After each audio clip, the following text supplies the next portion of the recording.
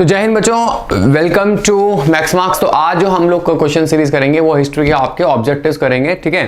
तो आपको जो है पूरी प्लेलिस्ट आपकी पड़ी हुई है, आप देख सकते हैं हिस्ट्री वाली प्लेलिस्ट, उसमें लेक्चर्स 1 2 3 करके बनाए हुए हैं। तो आज हम क्वेश्चंस करेंगे। मैं आज आपको बताऊंगा कि आपको क्वेश्चन किस तरीके से टैकल करने हैं जब आप एग्जाम दे रहे हो, किन किन चीज़ों को आपको ध्यान रखना है एग्जाम पे क्वेश्चन अटेम्प्ट करते हुए।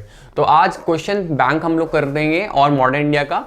तो आप चैनल को जो है शेयर कर लेना, सब्सक्राइब कर लेना, टेलीग्राम ग्रुप जो दिया हुआ है उसे आप ज्वाइन कर सकते हैं। तो अब हम स्टार्ट करते हैं आपके क्वेश्चन बैंक। पहला क्वेश्चन आपके पास है, which of the following statements about the treaty of Allahabad is correct. It was, पहला है आपके पास, it was concern with the battle of Plassey. अब मैंने आपको पढ़ा है, आप जाके जो है प्लेलिस्ट में जाना और आपका लेक्चर जो है उसमें देखना कि जो आपको सीरीज पड़ी हुई है उसमें आप देख सकते हो हिस्ट्री वाले प्लेलिस्ट में जाके। तो मैंने पढ़ाया है अच्छे से कि आपके पास ट्रीटी ऑफ इलाहाबाद जो है उसके बारे में पहला, it was concern with the battle of Plassey.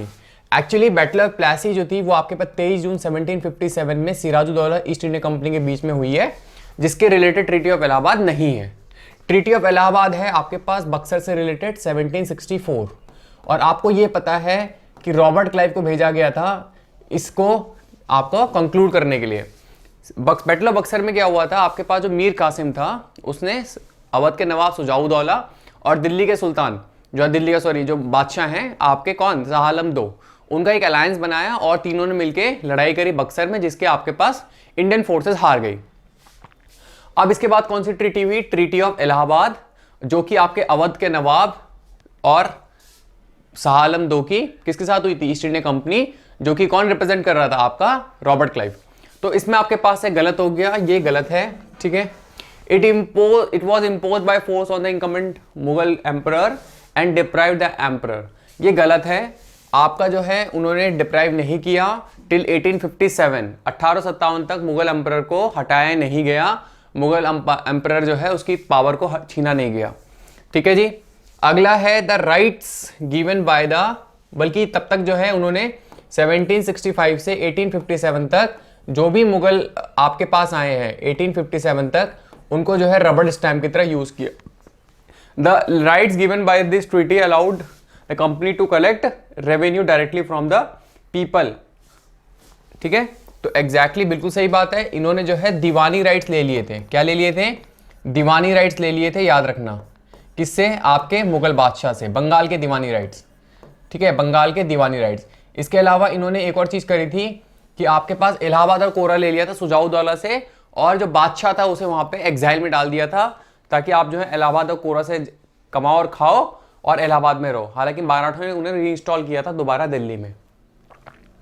आगे बढ़ते हैं, second question, which of the following could be the possible implications of battle of Plassey. अच्छा, इंपॉर्टेंट चीज इज दैट कि ये आपके पास जो क्वेश्चन हैं आपके यूपीएससी के अलग अलग एग्जाम्स में पूछे गए, like civil service exams, EPFO का एग्जाम, ठीक है। इसके अलावा कुछ क्वेश्चन जो आपके पास सीजीएल से उठाए गए हैं जो सिंपल लेवल के होंगे।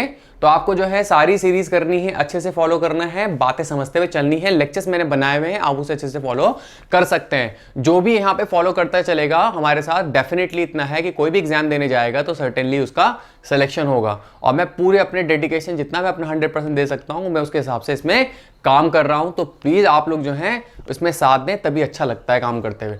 Now come to the point, battle of Plassey की पॉसिबल इंप्लीकेशंस क्या हो सकती हैं। It resulted in the victory of the East India Company leading greater powers to extract revenue and consolidation of its presence in Bengal. तो क्या इसने आपका east India company जीती, बिल्कुल सही बात है। इसके अलावा आपके पास ग्रेटर पावर आई, बिल्कुल सही बात है। जो अगला नवाब बना मीर जाफर और उसके बाद जो बना मीर कासिम, इनसे इन्होंने बहुत सारे जिले छीन लिए, बहुत सारी रिश्वत खाई और बहुत सारा उनसे रेवेन्यू लूटा। वहां की बंगाल की जनता इतनी त्रस्त हो गई थी मात्र 3 सालों में कि आपके पास वहां पे लोगों ने काम करना छोड़ दिया, इतनी गरीबी आ गई। जब सारा ही सरकार या ईस्ट इंडिया कंपनी ने छीन लेना है तो हम काम क्यों करें। जैसे आपके पास वर्धमान डिस्ट्रिक्ट, 24 परगना, इस तरह के जिलों से। It resulted in the East India company gaining greater military might, बिल्कुल सही बात है, जिसकी वजह से आपकी जो अदर पावर्स है लाइक फ्रांसीसी, वो बंगाल से थोड़ा दूर रहे, बिल्कुल सही बात है। तो answer is both 1 and 2। Now next, अब देखो अगला क्वेश्चन क्या है, इनमें से कौन कौन सी बैटल जो है डिसाइडिंग बैटल्स हैं ईस्ट इंडिया कंपनी की, ठीक है, जिसकी वजह से वो पॉलिटिकल पावर बने। ऑब्वियस सी बात है, battle of Plassey and battle of Buxar. अच्छा, बैटल ऑफ वांडीवॉश जो है इससे भी इनका फेथ डिफाइन हुआ था मैड्रास में, ठीक है, मैड्रास मतलब साउथ इंडिया में। तो इन्होंने क्या करा था, आपके पास थर्ड एंग्लो फ्रेंच जो बैटल थी, ठीक है, तो आपके पास साउथ इंडिया में इन्होंने फ्रांसीसियों को बैटल ऑफ वांडीवैश या वांडीवासी भी कहते हैं उसे, वंदवासी भी कहते हैं, वंदवासी, उसमें जो है आपका हरा दिया था। किसको हराया था? फ्रांसीसी ताकत को। और उसके बाद ट्रीटी ऑफ पेरिस साइन हुई थी, ठीक है। तो याद रखिएगा बैटल ऑफ वांडीवैश, ठीक है, ये बहुत इंपॉर्टेंट बैटल है। और पानीपत तो ये गलती है, तो ये तो खत्म ही हो जाएगा, ठीक है जी। तो याद रखिएगा, ये भी हालांकि है डिसाइडिंग बैटल, पर जानबूझ के ये बैटल ऑफ पानीपत ये 1785 किया गया है। तो क्या है? बैटल ऑफ वंदवासी या बैटल ऑफ वांडीवॉश, ठीक है। नेक्स्ट अगला क्या है? Consider the following statements about the treaty of Allahabad के बारे में कह रहा है। Granted rights to British, true. British को कौन कौन से राइट्स दिए? Collect taxes from the eastern province of Bengal, Bihar, Orissa. Keep an arm contingent on behalf of the Bengal Nawab. बिल्कुल, ये बिल्कुल सही बात है, ये तो इन्होंने किया, बट ये गलत है, ये गलत है। क्योंकि आपके पास क्या हुआ, ट्रीटी ऑफ इलाहाबाद के बाद इन्होंने दीवानी राइट्स लिए थे। दो राइट्स होते थे, एक होता दीवानी, दीवानी का मतलब होता था रेवेन्यू कलेक्ट करना। जब मुगल भी अपने एरियाज में सूबेदार अपॉइंट करते थे तो दो अधिकारी अपॉइंट करते थे, एक होता था दीवान और एक होता था सूबेदार।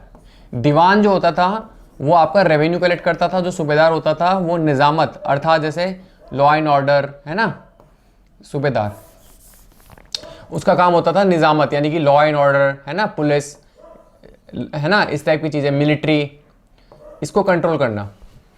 अब आपके पास इन्होंने सिर्फ दीवानी राइट्स लिए हैं। They didn't want to directly come in the sight of British Parliament कि हम लोग जो है टेरिटरी एक्यूपाई कर रहे हैं। इसके अलावा जो भारत में अदर पावर्स जो काम कर रही है, यूरोपियन पावर्स हैं, उनकी नज़रों में ही आना चाह रहे हैं, और लोकल जो आपके पास विद्रोह है उसको भी उठाना नहीं चाह रहे हैं। तो क्या कर रहे हैं? सिर्फ दीवानी, क्योंकि पैसा कमाना है, तो पैसे की बात कर रहे हैं। आर्म कंटिजेंट वगैरह कोई बात नहीं है, इट इज़ वन, तो वन ओनली। अगला आपके पास है consider the following statements about treaty of Srirangapatnam. तो ट्रीटी ऑफ श्रीरंगपट्टनम क्या है? आपका टीपू सुल्तान और आपके पास ईस्ट इंडिया कंपनी ने साइन करा थर्ड के बाद, जिसके बाद आपके जो आपकी बैटल थी एंग्लो मैसूर, जो लड़ाइयाँ थी Anglo Mysore war, 4 Anglo Mysore war थी, 4 एंग्लो मैसूर वॉर हैं। उसमें आपके पास 2 में आपका हैदर अली और बाकी 2 में आपका टीपू सुल्तान, ठीक है। तो एंग्लो मैसूर वॉर। अब इसमें क्या है, ट्रीटी ऑफ श्रीरंगपट्टनम जब हुई तो उसके बाद जो है आपके इनके जो ऑब्वियस ही बात है, जो प्रिंसली स्टेटस है वो एबॉलिश नहीं हुआ था, प्रिंसली स्टेटस हुआ था 4th के बाद। 3rd में जो है उनके उसको साइज को बहुत मिनिमाइज कर दिया था टीपू के मैसूर स्टेट को।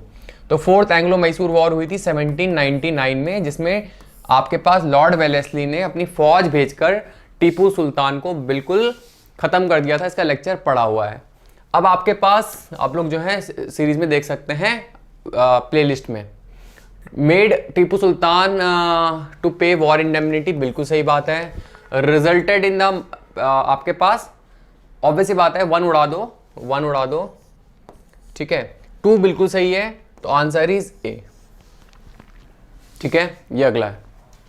अगला आपके पास है with reference to colony India treaty of Sagauli. Treaty of Sagauli क्या थी? देखो आपके पास ये जो नेपाल था, ठीक है, ये नेपाल स्टेट है, ये मैंने पढ़ाया है हेस्टिंग के समय में, आप लोग लेक्चर देख लेना। अभी नेपाल के साथ क्या हुआ देखो, ध्यान सुनना, है पहाड़ी राज्य है नेपाल। हालांकि ये टेरिटरी जो आपके पास लिपू लेक वाली जो है इंडिया की, उत्तराखंड स्टेट की, ये अपने आप बताने लगे हैं, अपने इन्होंने संविधान संशोधन करके मैप में भी दिखाया है, ये सिक्किम है, ठीक है। आप देखो ध्यान से देखिएगा, इन्होंने क्या कहा कि आपके पास जो ट्रीटी ऑफ सगौली है 1800, अब लॉर्ड हेस्टिंग जो था, लॉर्ड हेस्टिंग्स जो आपका गवर्नर जनरल ऑफ बंगाल था, इसका पड़ा हुआ है वीडियो, आप देख लेना। ये वॉरेन हेस्टिंग नहीं है, खाली हेस्टिंग है, 1813 से 1823 वाला। अब इसने क्या करा, आपका ट्रीटी ऑफ सगौली साइन करी एंग्लो नेपाल वॉर के बाद। अब ये साइन हुई थी आपकी 1815 में और लागू हुई 1816 में। इसके बाद आपके पास क्या हुआ, देखो ध्यान सुनना। नेपाल की टेरिटरी जो है डिफाइन की गई, आपके ईस्ट में मेची रिवर, मेची, और वेस्ट में आपका शारदा रिवर या काली, ठीक है, शारदा या काली, ठीक है। मेची और काली के बीच की जो टेरिटरी है वो नेपाल बन गई, ठीक है, याद रखना। और यहाँ पे एक काठमांडू जो इनका कैपिटल है, वहाँ पे एक ब्रिटिश रेजिडेंट हो गया। उसके बाद ब्रिटिश फोर्सेस में आपके नेपालीज जो सोल्जर कंटिजेंट थे वो भी इसमें कह सकते हैं भर्ती होने लगे, जिसका बहुत फायदा आगे हुआ 1857 के विद्रोह में और जगह जगहों पर। तो आपका आंसर आएगा नेपाल ए। आगे बढ़ेंगे।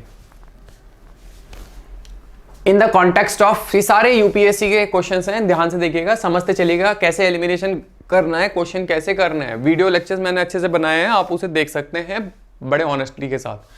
अगला आपके पास है which in the context of British India which of the following contributed to Vellore mutiny.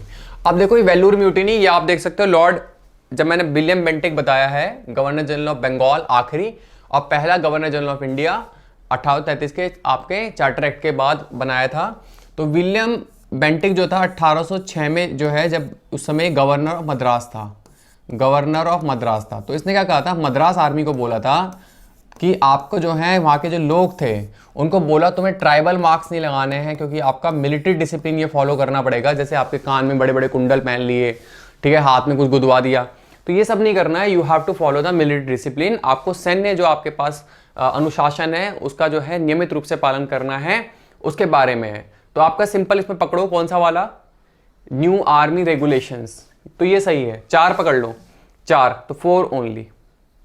अब देखो 4 है, पहले एलिमिनेट कर लो। 4 वाले कौन कौन है, बी और सी हैं। 4 इसमें नहीं है, इसमें नहीं है, तो उड़ गया। एग्जाम में क्वेश्चन ऐसे करना है। अब देखो new import and export policy of spices, annexation of princely states, ठीक है। इसके अलावा क्या है आपके पास, imposition of tax on locals, ये उड़ा दिया। Annexation of princely states, new import and export policy of spices, ये भी गलत है, ठीक है। वेल्लूर इज इन मद्रास के मतलब सॉरी, उसमें मद्रास स्टेट प्रोविंस होती थी, सॉरी मद्रास प्रेसिडेंसी होती थी, आज की डेट में तमिलनाडु समझ लो। आपके एनेक्सेशन ऑफ प्रिंसली स्टेट, तो 1 उड़ा दो, 3 उड़ा दो, तो 3 वाले में उड़ गया, तो ये भी एलिमिनेट हो गया। आंसर बचा सी, 4 ओनली। तो ये आपको पता होना चाहिए। लेक्चर में मैंने अच्छे से समझाया है, कंफ्यूज नहीं होना, जो बताया गया उसे अच्छे से समझना, इधर उधर की बातें ना समझना, क्योंकि मैं आपको वही चीज बताऊंगा जो एग्जैक्टली उसके कॉजेज हैं, तो आप उसमें देख सकते हो। Many researchers and historians have ओपाइंड that the Paika rebellion of 1857, आपको पता है पैका रिबेलियन के बारे में जो है बोला गया कि पहला आपका विद्रोह था, अभी प्रेजेंट गवर्नमेंट ने भी, ठीक है, was India first organise arm rebellion against Britishers, ठीक है। तो जगत बंधु विद्याधर जो थे इनके इसके सूत्रधार थे। अब हु वर द पैकाज, तो पैकाज क्या थे, पैका मूवमेंट कहाँ पे हुआ था, उड़ीसा में। तो ये उड़ीसा के आपके ट्रेडिशनल मिलिट्री वाले, यहाँ पे कह सकते हो मिलिटिया थे, जो कि आपके वहाँ के रूलर के साथ लड़ते थे, ठीक है, मिलके।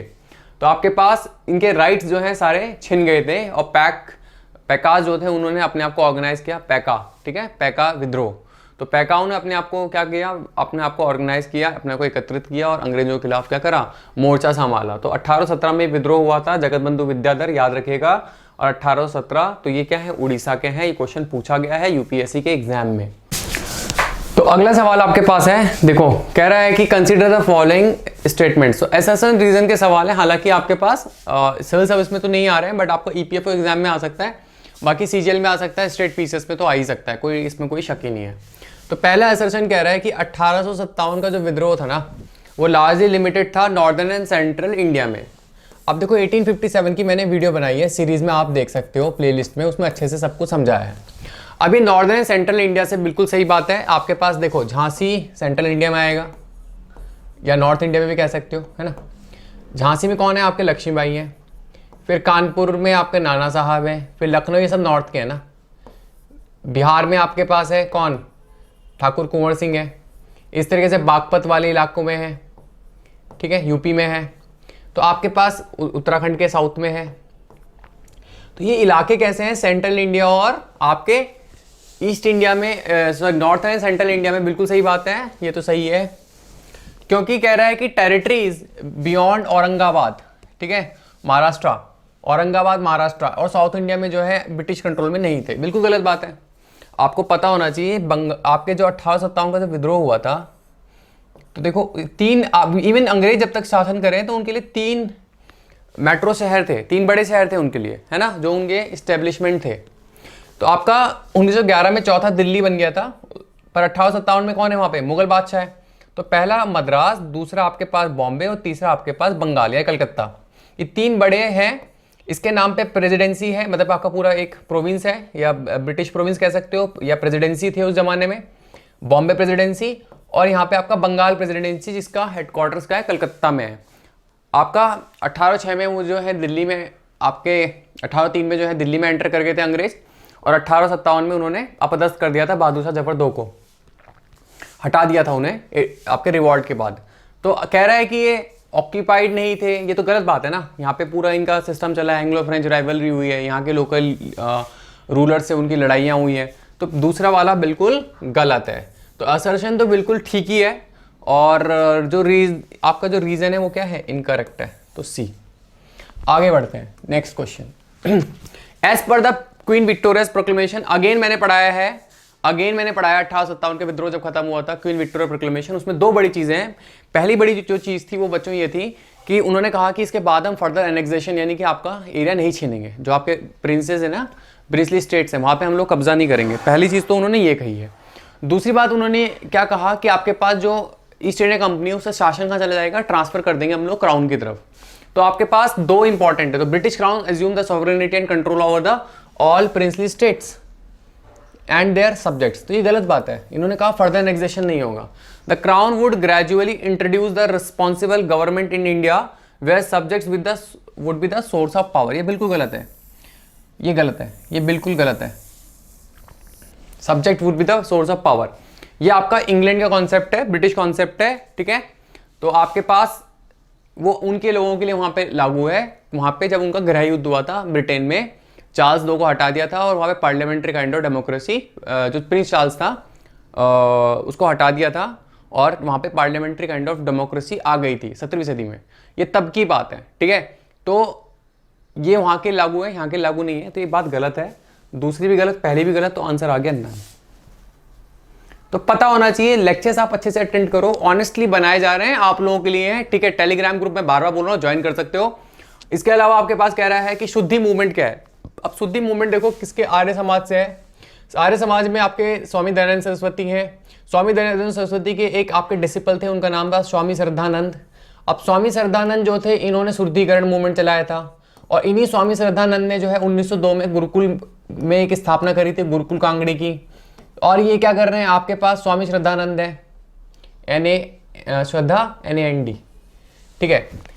स्वामी श्रद्धानंद है, इन्होंने शुद्धि मूवमेंट स्टार्ट किया। उन्होंने कहा जो लोग बाई चांस कन्वर्ट हो रहे हैं तो उनको एक तो प्योरीफाई करना है, ठीक है, उनको वापस लाना है, और दूसरा कन्वर्जन से लोगों को रोकना है, हिंदुइज्म से बाहर जाने के लिए रोकना है। तो उन्होंने एक सिस्टम दिया कास्टिज्म के खिलाफ।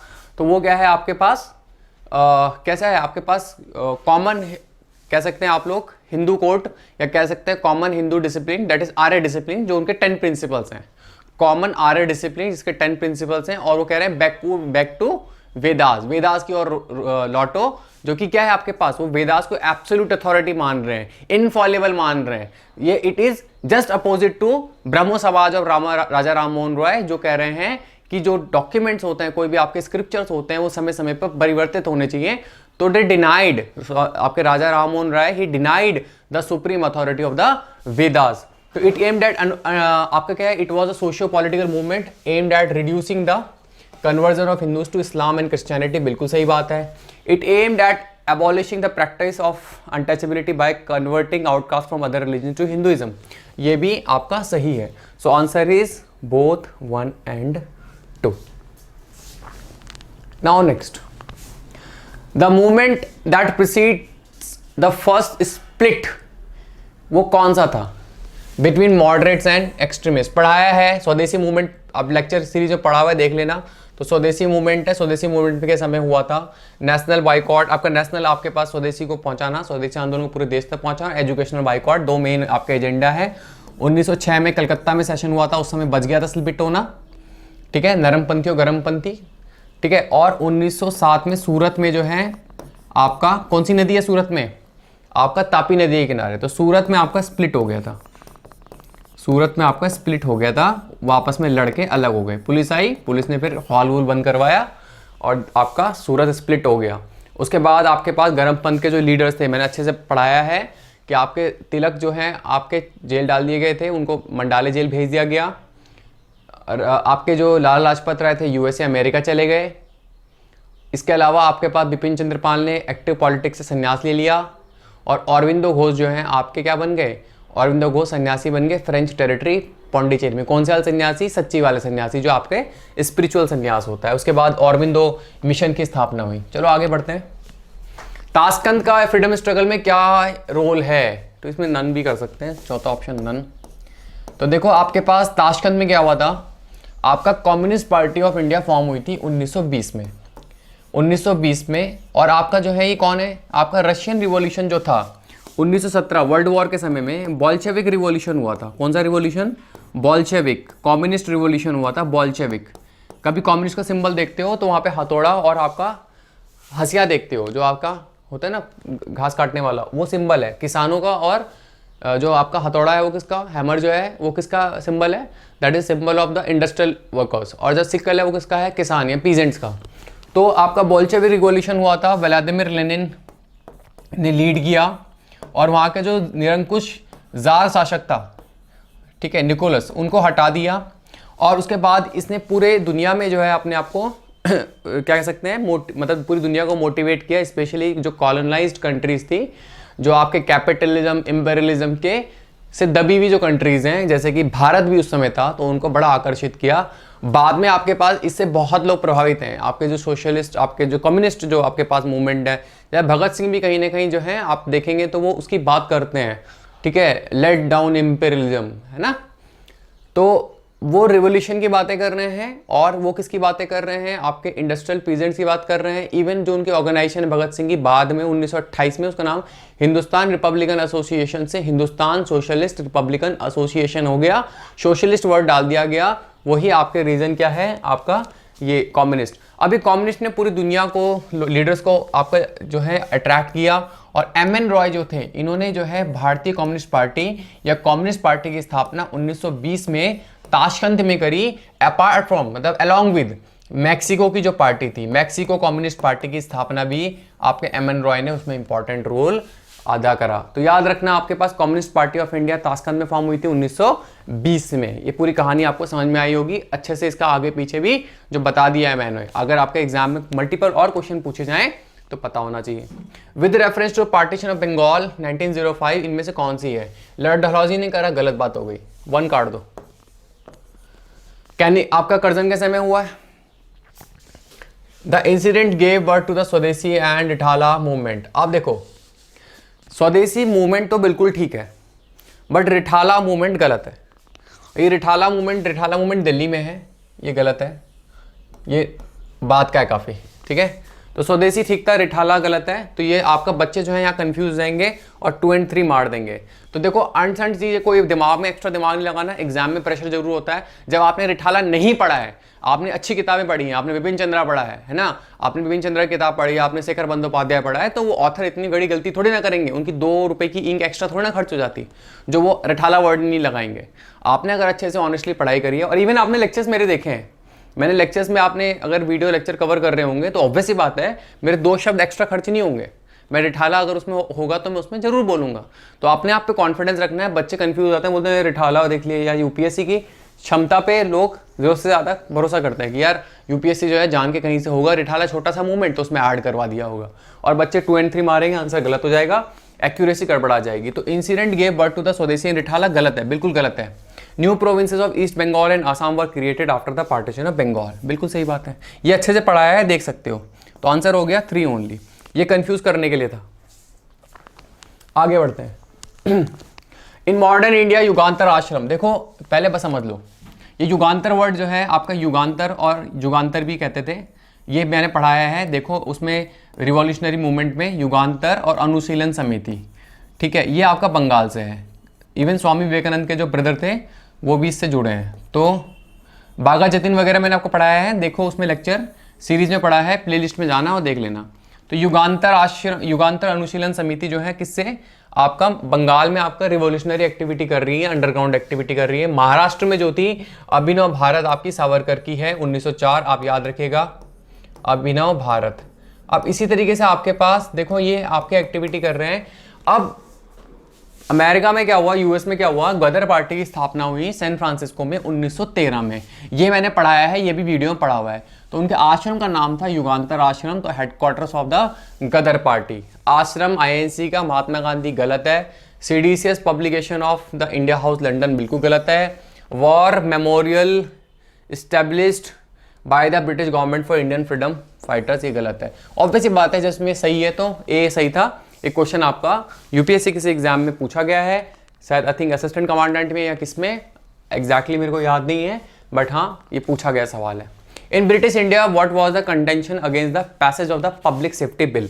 देखो 2 बिल उड़ा के रखे गए थे ब्रिटिश गवर्नमेंट ने, उस समय स्वराज पार्टी वाले सदन में हैं। ये आपके मॉन्टफोर्ट रिफॉर्म्स जो मैंने कल वीडियो बनाई है उसके बाद की बात है। स्वदेशी पार्टी वाले स्वराज पार्टी वाले, sorry slip of tongue, leather की टंग है फिसल जाती है। स्वराज पार्टी वाले जो थे उस समय बल्कि सदन में हैं। तो 1929 में क्या हुआ था, आपका रिवोल्यूशनरी एक्टिविटीज काफी आगे बढ़ी हुई है। Hindustan socialist Republican association, Bhagat Singh, Chandrashekhar Azad, है ना, और आपके पास उनके साथ के सुखदेव, राजगुरु, ये सब लोग क्या हैं, एक्टिव हैं किसमें, एचएसआर वाले। ठीक है जी। अब क्या हुआ आपके पास, जब आपके भी ये लोग एक्टिव हुए तो इन्होंने क्या करा, ये दो बिल रखे जाने थे। पहले का नाम था ट्रेड डिस्प्यूट बिल और दूसरे का नाम था public safety bill. Public safety bill जो है आपके पास, उसमें क्या होना था, 2 साल की जेल होनी थी, रॉलेट काइंड ऑफ, कि बिन आप ऑन द बेसिस ऑफ आपके सस्पिशन, सिडिशन चार्जेस में शक के बिना पर 2 साल की जेल। अब दूसरा बिल था ट्रेड डिस्प्यूट बिल, जो कि आपके लेबर यूनियंस की जो ऑर्गेनाइजेशन को कर्ब करने के लिए है, जो कि लीगल मेथड की बातें कर रहा है, किसके लिए, आपके डिस्प्यूट रिजोल्यूशन के लिए between the trade unions and the industries. अब ये जो भगत सिंह, सुखदेव, राजगुरु, ये सब लोग क्या मान रहे हैं, बटुकेश्वर दत्त, चंद्रशेखर आजाद, ये सब इसे क्या मान रहे हैं, अगेंस्ट मान रहे हैं, किसके, लिबर्टी के, फ्रीडम के, बेसिक राइट्स के, बेसिक इंसान के ऊपर कब्जा, उसके अधिकारों को नियमों कानून बनाकर छीनना, वो उससे क्या कर रहे हैं, नाराजगी जता रहे हैं। कौन, आपके ये जो एचएसआर वाले। तो इन्होंने क्या किया, बटुकेश्वर दत्त और भगत सिंह ने जो है जाकर संसद में, जो आपकी इंपीरियल लेजिस्लेटिव काउंसिल थी, जिसे आज के डेट में आप लोग संसद पार्लियामेंट बोलते हो, तो वहां पे अगर उसके प्रांगण में दूर एक बॉम्ब फेंक दिया था, कम डेसिबल्स का, कम ताकत का एक बम फोड़ा था, जिसमें से पब्लिक जो आपके मेंबर्स थे, पार्लियामेंटेरियंस थे या प्रेस वाले पीछे बैठे हुए थे, उनको हार्म ना हो, उन्होंने बम फेंका था और अपने पैम्पलेट्स फेंके थे और स्लोगन्स लगाए थे कि आपके पास क्या हो, इनकलाब जिंदाबाद, ठीक है, long live revolution, let down imperialism, long live revolution, let down imperialism. तो उन्होंने क्या लगाए, नारे लगाए। ये इन्हीं 2 बिल्स के लिए था। पहले आपके पास पब्लिक सेफ्टी बिल जिसमें 2 साल की जेल होनी है, ट्रेड डिस्प्यूट बिल जिसमें आपके पास लीगल तरीका बताया गया to solve the dispute between the labour organisations and the industries. जो आपके उद्योग में काम करने वाले जो काश्तकार या कह सकते हैं जो मजदूर प्रवर्ग है उनका, और आपके जो उद्योग है उनके बीच में जो आपका झगड़ा है उसको सॉल्व करने के लिए लीगल तरीका बताने के लिए कौन सा है, आपका ट्रेड डिस्प्यूट बिल था। हालांकि आपके पास पब्लिक सेफ्टी बिल जो है वो पास नहीं हो पाया, ये एक अपने आप में अचीवमेंट थी। The act gave more power to the British and the police against Indian revolutionary freedom fighters, बिल्कुल सही बात है, ठीक है। It affected the civil liberties of citizens and workers, ये भी बिल्कुल सही बात है। तो आंसर इज सी 1 और 2, ठीक है जी।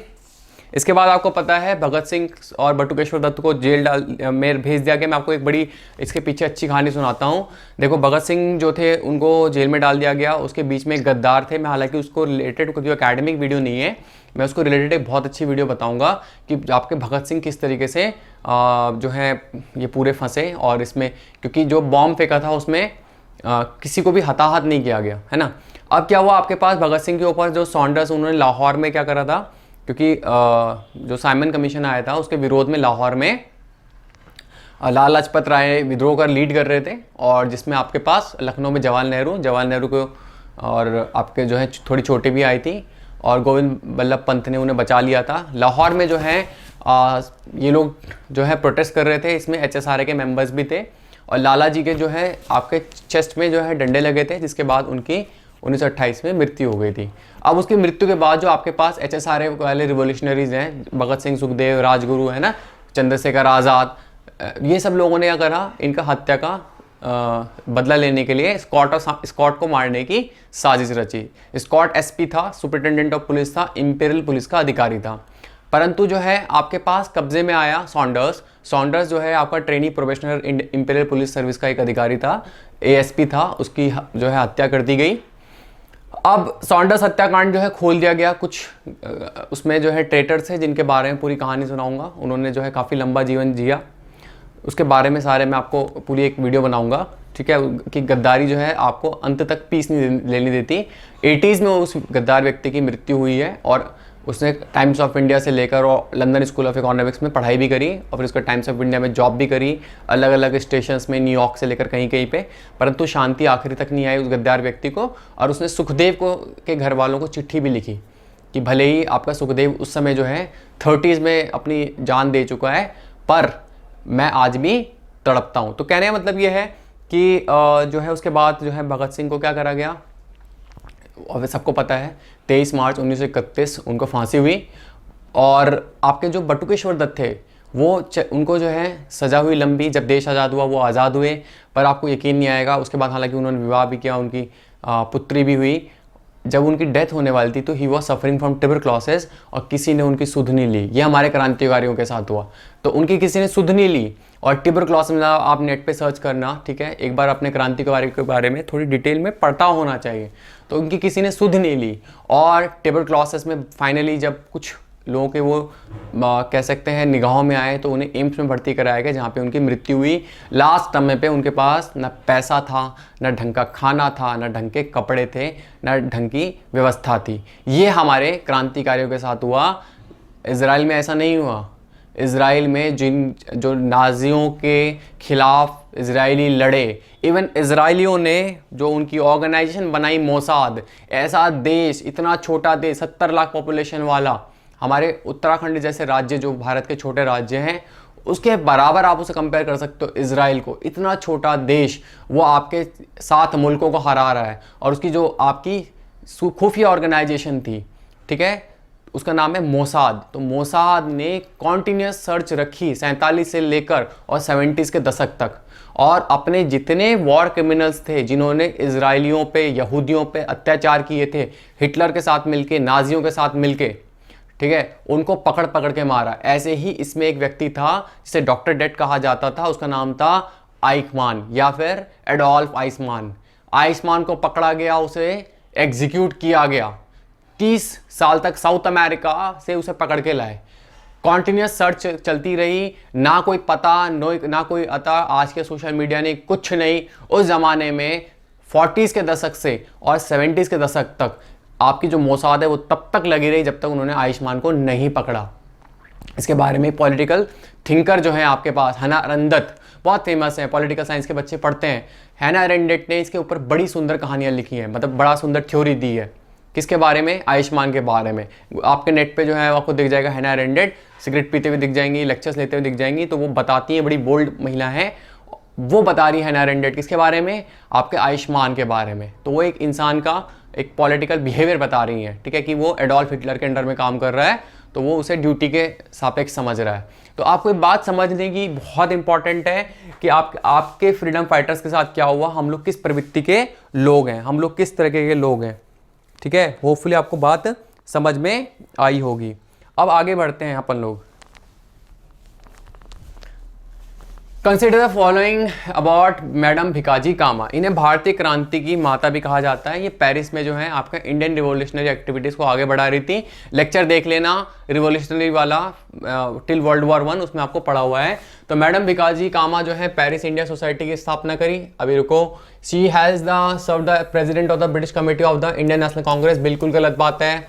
She unfold the national flag in the international socialist conference 1907, ये बिल्कुल सही बात है। इन्होंने भारतीय झंडा जो है पहली बार बनाया, जिसपे आपके पास देखोगे सूरज और चांद। आप नेट पे सर्च करना है मैडम भिकाजी कामा, अगर तुम सर्च करोगे गूगल इमेजेस में तो अवेन वो जब दिखेंगी तो झंडे के साथ दिखेंगी। तो एक पारसी महिला है मैडम भिकाजी कामा, और इन्होंने जो है आपके पास इन्हें भारतीय क्रांति की माँ भी कहा जाता है। पेरिस में इन्होंने अपनी जो रिवोल्यूशनरी एक्टिविटी है उसे ऑर्गेनाइज किया था। लेक्चर मैंने पढ़ाया है, आप नेट पे देखना, वो उसमें प्लेलिस्ट में देख लेना। She founded the Paris India society, बिल्कुल सही बात है। 1 and 3 she have serve the secretary general of the Indian home rule society, ये गलत है। तो आपके पास देखो कौन सा है, 1 and 3 वाला पकड़ लो पहले। 1 and 3 वाला कौन है जिसमें 1 भी हो और 3 भी हो, कोई ज़रूरत ही नहीं है बाकी किसी की, ठीक है, बाकी किसी की ज़रूरत नहीं है। एक गलत पकड़ लो, एलिमिनेट हो जाएगा। एक गलत हो जाएगा तो आपके पास 2 उड़ा दो, 2 उड़ा दिया, ठीक है। ये बात तो समझ में आनी चाहिए। तो आंसर क्या है, 1 and 3। बच्चे यहाँ पे और यहाँ पे कंफ्यूज हो जाएंगे, इसलिए पता होना चाहिए। पेरिस इंडियन सोसाइटी, जो कि मैंने वीडियो में बनाया है, लेक्चर बनाया है, आप उसे देख सकते हो। आगे बढ़ते हैं, गदर पार्टी, ये भी पिछले लेक्चर में आप उसमें देखना, रिवोल्यूशनरी वाले में। रिवोल्यूशनरी ऑर्गेनाइजेशन बिल्कुल सही है। Aiming at securing India's independence from British rule, ये भी बिल्कुल ठीक है। एसोसिएटेड विद राज बिहारी बोस, ये भी बिल्कुल सही है। वॉज फाउंडेड इन पंजाब, गलत बात है, सैन फ्रांसिस्को में हुई थी। 2 ऑर्गेनाइजेशन थी, एक सिएटल में थी, एक वैंकूवर में थी। उनको मिलके उन्होंने सैन फ्रांसिस्को अमेरिका यूएसए में एक ऑर्गेनाइजेशन की स्थापना करी। तो आप कौन सी उड़ा सकते हो, आप सिंपल सा 4 उड़ा दो। जैसे आपने 4 उड़ाया, एलिमिनेट हो गया। अब आंसर बचा ये, क्योंकि सैन फ्रांसिस्को में हुई थी, राज बिहारी बोस से एसोसिएटेड थी। या तो आपको सब पता हो या आपको ये पता हो कि क्या पता या क्या गलत है, तो आपका आंसर सॉल्व हो जाएगा। अगला है कोमगाटा मारू इंसिडेंट। बाबा गुरदीप जो है एक जापानीज शिप को लेकर जा रहा था यूएसए, बिल्कुल सही बात है। ये तो आप देखेंगे, it was a Japanese ship, it was a Japanese ship. Japanese पकड़ लो वहां पे। Canada carrying immigrants from Punjab, ये बिल्कुल सही है, ठीक है, इंडियन नहीं है, जापानीज शिप है। कोमगाटा मारू इंसिडेंट, ये लटक गया था वर्ल्ड वॉर के दौरान। इसे नेट पे आप लोग, मतलब जो वीडियो लेक्चर है अगेन उसमें मैंने पढ़ाया है, अच्छे से देख लेना। The government of India had decided to convert the famous headquarters of the Ghadar party into a library and museum. This famous place is known as, याद रखना, युगांतर आश्रम। आगे बढ़ेंगे। Which of the following revolutionary organization of the colonial period were based out of India? स्वदेश सेवक home, बिल्कुल सही बात है। यूनाइटेड इंडिया हाउस, बिल्कुल सही बात है। देखना नेट पे, मतलब जो पढ़ाया है।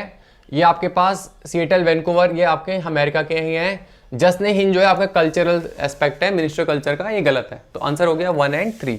वैसे भी आपके पास देखो 1 and 3 किस में है, इसमें है, तो आपका सी आंसर हो गया। 2 गलत है, 2 उड़ा दो, 2 एलिमिनेट हो जाएगा। 2 एलिमिनेट हो गया, काम हो गया। तो या तो सब पता हो या ये पता हो क्या गलत है,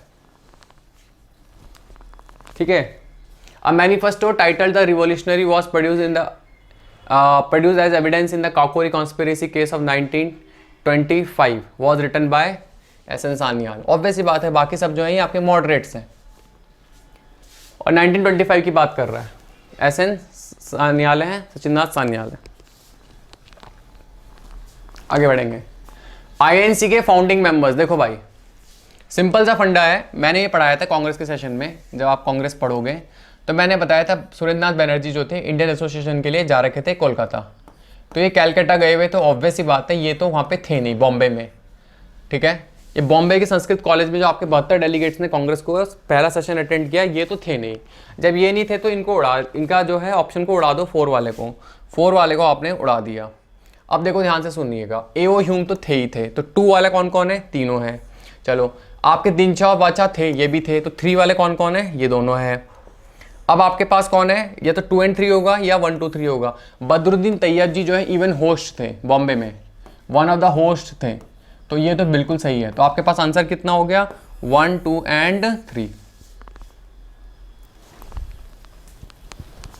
अगला, with reference to the INC towards princely states, the INC for the first time in Nagpur session in 1920 initiated the policy toward the people movement in princely state. बिल्कुल सही, इन्होंने प्रिंसली स्टेट के लोगों को कहा मूवमेंट में जुड़ने के लिए। Post withdrawal of non cooperation movement, ये एनसीएम के समय की बात है, एनसीएम के समय की बात है, non cooperation movement of Gandhi के समय की। पोस्ट विड्रॉल, इसके समाप्त होने के बाद, नॉन कॉपरेशन मूवमेंट के जो असहयोग आंदोलन है उसके समाप्त होने के बाद, INC adopted the policy of total non interference. बिल्कुल गलत बात है। उसके बाद तो बहुत कुछ हुआ है, प्रजामंडल बनाए गए, और इवन जब देश आज़ाद होने वाला था तो प्रिंसली स्टेट में बहुत इंटरफेरेंस हुआ है। तो आपके पास क्या हो गया, आपका 1, ये 2 गलत हो गया, तो 2 गलत हो गया, आंसर आ गया 1 ओनली। आगे, the aim of the Indian association by Surendra Banerjee, obvious ही बात है पॉलिटिकल, ये मिडिल क्लास जो है आपके पास उसको क्या करना, टेक यूनाइटेड कम्युनिटी एक्शन, ठीक है जी। ये कॉन्स्टिट्यूशन रिफॉर्म्स वाली बात गलत है, ऑर्गेनाइज सेडिशियस ये गलत बात है, give shape to establish INC इनको खुद नहीं पता था 1876 में, आनंद मोहन बोस और सुरेंद्र बनर्जी इन्होंने स्टेब्लिश करी है 1876 में।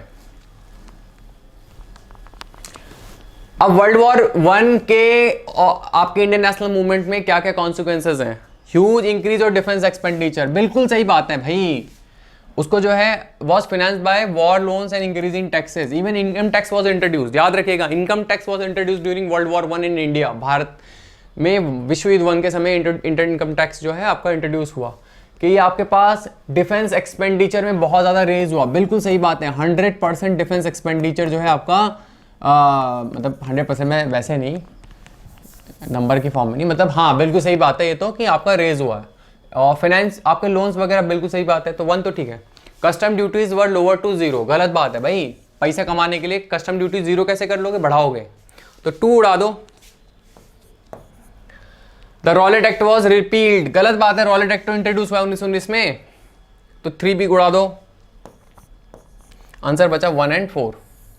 The Indian industries were regenerated as demand for industrial increase, obviously goods during world war 1 increase, obviously बात है, बहुत सारा सामान चाहिए था लड़ने के लिए, बहुत सारे इक्विपमेंट चाहिए, बहुत सारा कपड़ा चाहिए, तो उसके लिए खाली लंदन की और मैनचेस्टर की और लंकशायर की जो मिलें हैं या आपके वहाँ पे जो औद्योगिक इलाके हैं या आपके दुनिया में जो उनकी कॉलोनीज हैं वहाँ की इंडस्ट्रीज हैं, वहाँ सफिशिएंट आपूर्ति नहीं होगी, तो भारत जैसे बड़े देश की जरूरत थी जिसमें 28-30 करोड़ आबादी थी और जहाँ पे huge man power, huge resources और ह्यूज पोटेंशियल था, तो 100% बात है कि उन्होंने भारतीय इंडस्ट्रीज को इसलिए कोशिश करी कि वो लोग प्रोडक्शन करें ताकि ब्रिटिशर उसका इस्तेमाल कराएं। अब बोल रहा है इसका क्रोनोलॉजी बताओ, स्टार्टिंग विद द अर्लीस्ट, सबसे पहले से सबसे बाद। आपको पता है देखो ये 1784 में है, 1784 में है, अब 1784 में सबसे पहले 4 आ जाएगा, तो आंसर आ गया 4231, काफी पहले का यूपीएससी क्वेश्चन है, हालांकि इसमें 4 वाले 2 रहते हैं, 100% आज की डेट होती है अगर तो। डॉक्ट्रिन ऑफ लैप्स आपको पता है, ठीक है, 1848 का है, लॉर्ड डलहौजी का।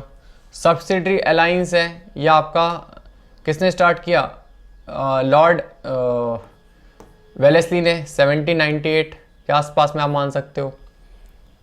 ट्रीटी ऑफ लाहौर 1909 के आसपास में, तो आपके यहाँ 4 हो गया, फिर 2 हो गया और फिर 3 हो गया, 1809, ये आपके पास किसके बीच में है, रंजीत सिंह है, और आपके पास डॉक्ट्रिन ऑफ लैप्स सबसे आखिरी में डी।